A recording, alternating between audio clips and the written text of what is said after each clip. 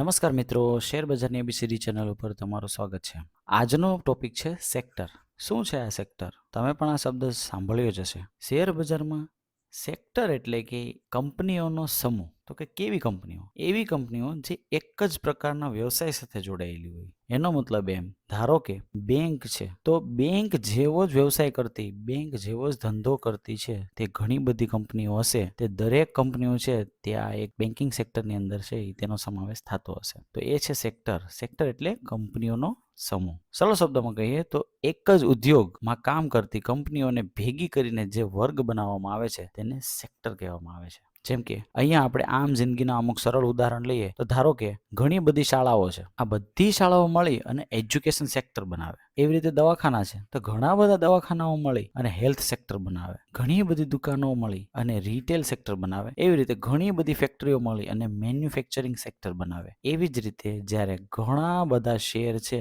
એ આપતી કંપનીઓ છે તેનો વ્યવસાય એટલે કે ધંધો એક સમાન હોય તો એ એક સેક્ટરનું નિર્માણ કરે છે. તો ચાલો આપણે જાણીએ કે કેટલા પ્રકારના સેક્ટર આવે છે. મુખ્ય સેક્ટરો ક્યાં ક્યાં છે? તો અહીંયા તમે જોઈ શકો છો કે બેન્કિંગ સેક્ટર જે લોન આપે છે, ડિપોઝિટ આપે છે, ક્રેડિટ અને ફાઇનાન્સની સેવા આપે એવી જે કંપનીઓ છે, તેવી જે કંપનીઓ છે તેના સમૂહને બેન્કિંગ સેક્ટર કહેવામાં આવે છે. આ સેક્ટર દેશની અર્થવ્યવસ્થાનો આધાર સ્તંભ છે. જ્યારે ઇકોનોમી ગ્રો કરે છે એટલે કે અર્થતંત્ર ભારતનું ગ્રો કરે છે ત્યારે પહેલું બેનિફિટ બેન્કિંગ સેક્ટરને મળે છે. એટલે કે બેન્કિંગ સેક્ટરના શેર પણ આગળ વધે છે. હવે આના ઉદાહરણો આપણે જોઈએ તો પહેલું છે HDFC company, SBI company, ICICI bank વગેરે છે તે બેન્કિંગ સેક્ટર છે તેની અંદર આ બધાનો સમાવેશ થાય છે. બીજું સેક્ટર છે આઈટી સેક્ટર. આઈટી એટલે કે ઇન્ફોર્મેશન ટેકનોલોજીનું સેક્ટર. આજના આ ડિજિટલ યુગમાં આઈટી સેક્ટર વગર ઇકોનોમી ચાલી જ ન શકે. આઈટી એવી કંપનીઓનો સમૂહ છે જે સોફ્ટવેર બનાવે છે એટલે કે કોમ્પ્યુટર અથવા તો તમારા મોબાઈલની અંદર આવેલા સોફ્ટવેર, એ ઉપરાંત સર્વિસીસ આપે છે અને ફોરેન ક્લાયન્ટ સાથે પણ કામ કરે છે અને ડોલર અર્નિંગમાં પણ આપણને ઉપયોગી છે. તો આ કંપનીઓ પણ ખૂબ મહત્વની છે. એટલે આઈટી સેક્ટર છે તેની ડોલર અને રૂપી રેટ ઉપર છે ઘણી મોટી અસર પડે છે. તો આવી કઈ કઈ કંપનીઓ હશે આપણને પણ જાણવાનું મન થાય. ટાટાની TCS, ઇન્ફોસિસ, વિપ્રો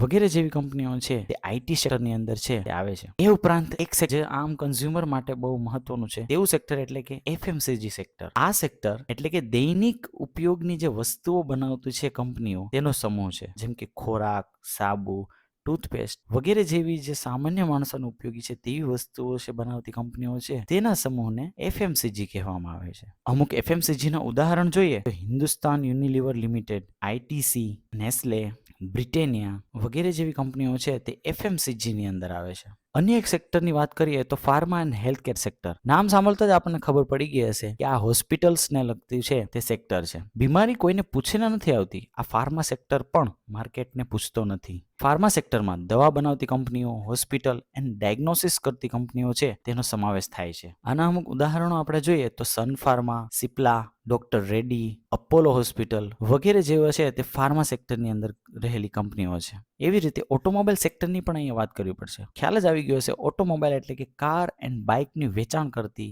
કંપનીઓ. આ કંપનીઓ ઇકોનોમી ઉપર સીધી જ છે તે આધારિત છે. જો ઇકોનોમી વધશે એટલે કે ઇન્કમ વધશે તો આ ઓટોમોબાઈલ છે એટલે કે કાર અને બાઇકનું વેચાણ પણ વધશે. અને જો ઇકોનોમી ઘટશે એટલે કે આપણું અર્થતંત્ર દેશનું જો બગડશે તો આની સેલ પણ ઘટશે. આના અમુક ઉદાહરણો જોઈએ તો Maruti Suzuki, Tata motors, Mahindra and Mahindra વગેરે જેવા ઉદાહરણો આપણને જોવા મળે છે. એના પછીનું સેક્ટર છે મેટલ સેક્ટર. આ પણ ભારતની કરોડરજ્જુ સમાન છે. મેટલ સેક્ટર છે તે ભારતની કરોડરજ્જુ સમાન ગણવામાં આવે છે. કે આ સેક્ટર એટલે કે જેમાં સ્ટીલ અને પોલાદની કંપનીઓનો સમાવેશ થાય છે. આની પ્રાઇસ છે તે મેટલ પ્રાઇસ કેવી રીતે ડિપેન્ડ કરે છે તો કે ગ્લોબલ ડિમાન્ડ કેટલી છે, વિશ્વમાં કેટલી ડિમાન્ડ છે, ચાઇનાની ઇકોનોમીમાં શું છે, કોમોડિટીનું સાયકલ શું છે વગેરે વસ્તુઓ છે એની ઉપર આધાર રાખતી હોય છે. હવે આ કોમોડિટીઝ શું છે એ આપણે હવે પછીના વિડીયોની અંદર જોવાના જ છે. તો આ મેટલ સેક્ટર છે તો આ મેટલ સેક્ટર છે તેની કંપનીઓ કઈ કઈ હશે તો ટાટા સ્ટીલ, JSW, આદિત્ય બિરલા એટલે કે હિન્દાલ્કોની કંપની, એ ઉપરાંત કોલ ઇન્ડિયા વગેરે જેવી કંપનીઓનો સમાવેશ થાય છે. એના પછી છે એનર્જી સેક્ટર. એનર્જી સેક્ટર છે એ પણ ઇન્ડિયન ઇકોનોમી છે એની બેકબોન છે. એટલે કે વીજળી અને ઈંધણ વગર દેશ ન ચાલે તો આ જે એનર્જી સેક્ટર છે તે વીજળી અને ઈંધણ પૂરું પાડનારી સેક્ટર છે. જેમ કે આની અંદર oil and gas power generation તથા કોલસાનો છે તે સમાવેશ થાય છે. Reliance industries, ONGC, Indian oil વગેરે જેવી કંપનીઓનો આમાં સમાવેશ થાય છે. એના પછીનું સેક્ટર છે ઇન્ફ્રાસ્ટ્રક્ચર અને સિમેન્ટ સેક્ટર. તો ખ્યાલ આવી ગયો હશે તમને કે કોઈ પણ વસ્તુ આપણે જ્યારે નવી બનાવીએ છીએ, બાંધકામ કરીએ છીએ, તેની અંદર આ સેક્ટર છે તેનો સમાવેશ થાય છે. જેમ કે રોડ બનાવે, બ્રિજ બનાવે, હાઉસ બનાવવું વગેરે જો વધારે બનશે તો ઇન્ફ્રાસ્ટ્રક્ચરની જે કંપનીઓ છે તે આગળ વધશે, અને જો નહીં બને તો છે ઇન્ફ્રાસ્ટ્રક્ચરની જે કંપનીઓ છે તે પાછળ જશે. જ્યારે ગવર્મેન્ટ સ્પેન્ડિંગ વધે ત્યારે સેક્ટર છે તે શાઇન કરે છે. એટલે કે જો જ્યારે સરકાર છે તે વધારે છે આ ઇન્ફ્રાસ્ટ્રક્ચર બનાવવામાં ખર્ચ કરે ત્યારે છે આ કંપનીઓ છે તે આગળ વધતી હોય છે. આની અંદર છે Adani ports, UltraTech cement, ACC, Ambuja cement વગેરે જેવી કંપનીઓનો સમાવેશ થાય છે. તો હવે તમને ખ્યાલ તો આવી ગયો હશે તે છે કઈ રીતે કામ કરે છે. સેક્ટર છે કોઈ એક સેક્ટરની અંદર આ ઘણી બધી કંપનીઓ છે તે હોઈ શકે છે, એ તમને ખ્યાલ આવી ગયો હશે. હવે ઓબ્વિયસલી પ્રશ્ન થાય કે સ્ટોક માર્કેટ શીખવામાં સેક્ટર કેમ મહત્વનું છે? તો સેક્ટર એટલા માટે મહત્વનું છે તો સેક્ટરના કારણે માર્કેટ કઈ દિશામાં છે તે સમજાય છે. શેર બજારમાં હંમેશા બધા સેક્ટર એક સાથે ઉપર કે એક સાથે નીચે જતા નથી. ક્યારેક એવું પણ બને કે આઈટી સેક્ટર છે તે ઉપર જતું હોય અને ફાર્મા સેક્ટર છે તે નીચે જતું હોય, બેન્કિંગ સેક્ટર ઉપર જતું હોય અને મેટલ સેક્ટર નીચે જતું હોય. તો સેક્ટર કઈ બાજુ જઈ રહ્યું છે તે પ્રમાણે જ કંપનીના શેર છે તે ખરીદવા જોઈએ. એટલા માટે આ માર્કેટ છે એની દિશા જાણવા માટે પણ છે તે સેક્ટર છે તે મહત્વનું ફેક્ટર છે તે બનતું હોય છે. એવી જ રીતે સેક્ટર સ્ટ્રેન્થ અને શેર સ્ટ્રેન્થ છે તે પણ એક સત્ય છે. એટલે કે જ્યારે તમારું સેક્ટર છે તે વીક હોય અને જો કોઈ એ સેક્ટરનો કોઈ એક શેર છે, એક કંપનીનો શેર છે તે ઉપર જતો હોય પણ સેક્ટર વીક છે, તો આ શેર ખરીદવામાં છે તે સમજદારી નથી. જેમ કે બેન્કિંગ સેક્ટર મજબૂત હોય અને મોટાભાગની બેંક છે એના શેર ચડશે એવું સાબિત થાય છે. જ્યારે બેન્કિંગ સેક્ટર નબળું હોય ત્યારે સારો બેંકનો શેર છે તે પણ ફસાઈ શકે છે. એટલા માટે જ્યારે સેક્ટર નીચે જતું હોય ત્યારે એ સેક્ટરમાંથી કોઈ શેર છે તે ખરીદવો ન જોઈએ. એ આપણને સેક્ટરના એનાલિસિસ દ્વારા છે તે આપણને જાણવા મળે છે. ત્રીજું ફેક્ટર છે સેક્ટર રોટેશન સમજવું.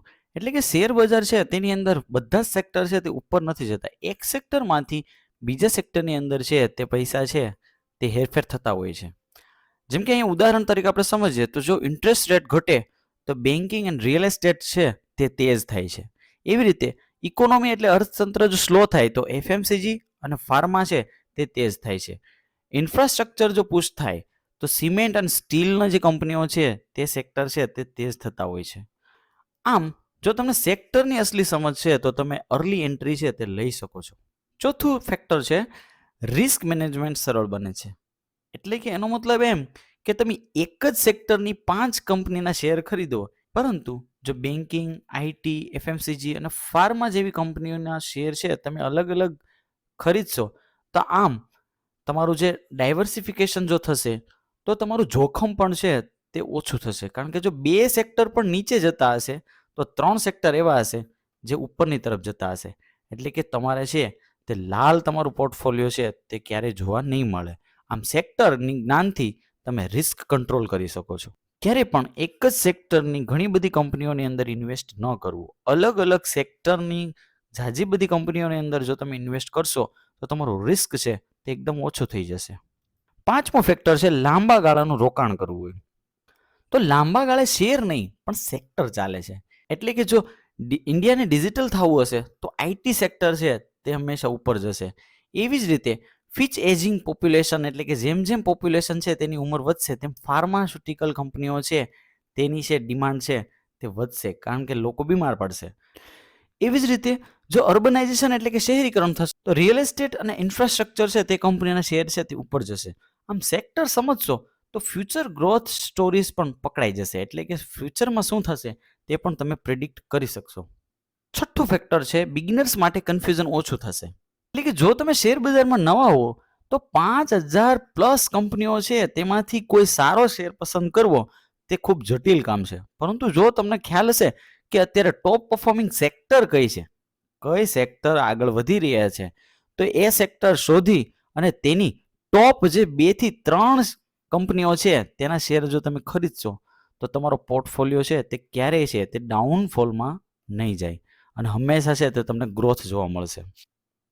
ધારો કે તમને ખ્યાલ આવી ગયો કે બેન્કિંગ સેક્ટર છે તે અત્યારે ઉપર જઈ રહ્યું છે, તો હવે તમને ખ્યાલ આવી ગયો. તો બેન્કિંગ સેક્ટરની છે જે ટોપ જે કંપનીઓ છે, જેમ કે HDFC, તો આ કંપનીનો જો તમે શેર ખરીદી લો તો છે તો તમારો પોર્ટફોલિયો છે તે ડાઉન જવાની શક્યતા છે તે ખૂબ ઓછી થઈ જાય છે.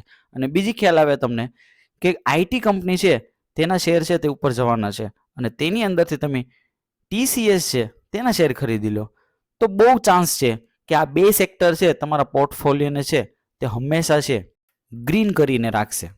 તો આમ સેક્ટર છે તે બિગિનર્સ માટે છે તે કન્ફ્યુઝન છે તે ઓછું કરે છે.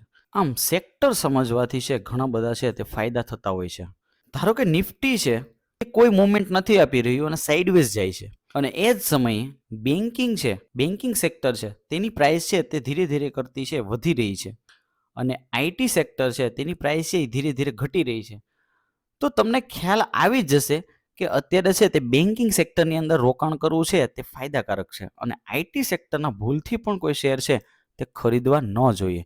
આમ છે તે સેક્ટરની સમજ છે તે આપણને ઘણી બધી મુશ્કેલીઓ છે તેમાંથી તારી શકે છે. તો મને આશા છે કે તમને આ સેક્ટર છે તેનો ટોપિક છે તે સમજમાં આવી ગયો હશે. આવા જ વિડીયો છે જોવા માટે લાઇક, શેર અને સબસ્ક્રાઇબ કરવાનું ભૂલશો નહીં. Thank you.